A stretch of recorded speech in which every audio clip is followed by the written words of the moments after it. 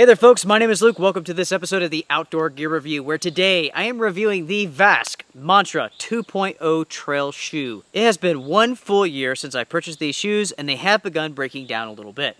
I'm at the point now where it's time to get some new shoes. So the question becomes, would I go out and purchase another pair of these?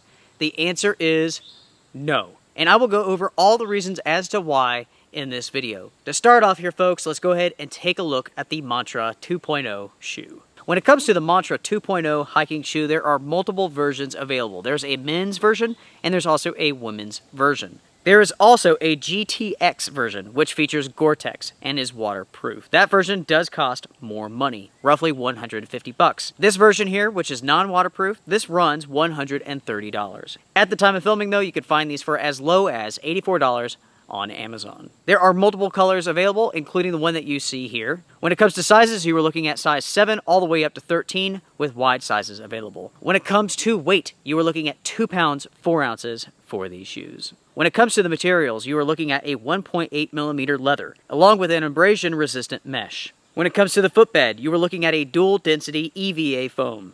When it comes to the midsole, you are looking at a molded polyurethane, and the outsole is from Vibram, and that features an XS Trek compound.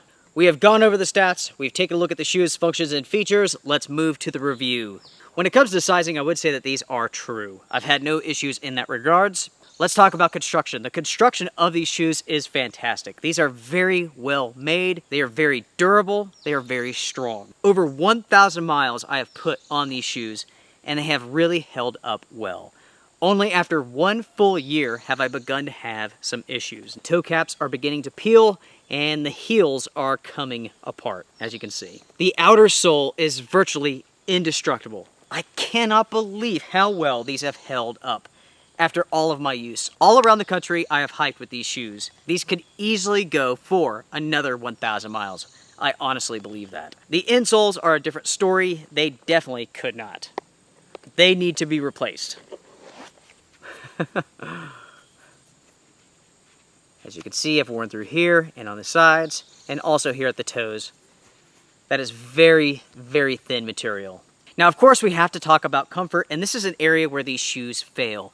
Unless you're walking on a very smooth gravel surface, something like that, pavement, whatever, then they are comfortable. It is when you step off of that smooth trail when these shoes fail, and I will talk about that more in just a minute. When it comes to stability, very, very stable. No issues at all.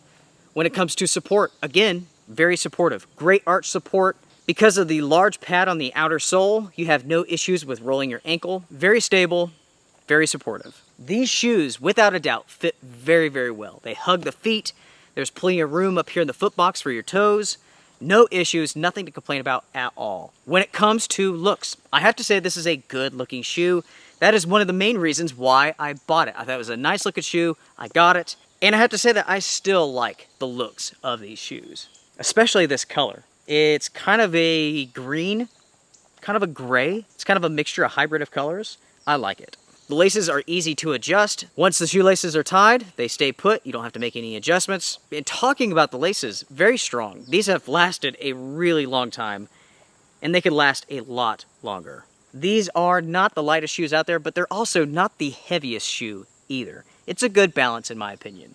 So those are the pros. Let's talk about cons and let's talk about comfort. Let's go in more detail about that. As mentioned before, if you're walking on a very smooth trail, these shoes are not bad. It is when you step off of that smooth trail that these shoes become highly uncomfortable. And in my opinion, it's because of this very, very hard outer sole. The Vibram sole is so hard, especially here at the heel, when you step on a root, on a rock, if you jump, if you run, it's jarring to your spine. It's very uncomfortable. I do not like trail running in these shoes, and I don't like having to take large steps, large impactful steps. Very, very uncomfortable. Because of that, I would only recommend these shoes for your average day use, some light trails, biking, but nothing that is going to introduce you to impacts. The insole, when brand new, did a fair job. It was somewhat cushiony, but I think there are better insoles out there. If you go out and purchase a pair of these shoes, I recommend replacing those. Because of the combination of outer sole and insole, these shoes do a very poor job of conforming the pressures of your steps, and they can be downright painful depending on your activity. Talking about trail running specifically, At no point have these shoes ever been comfortable, in my opinion. Not at the beginning, not after they were broken in, and they definitely are not comfortable now.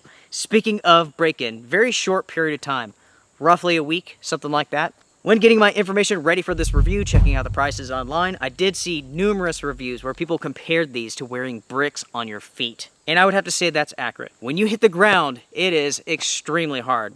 No different than wearing a brick as a shoe. While we're talking about the sole, we have to talk about traction. In my opinion, these are just okay.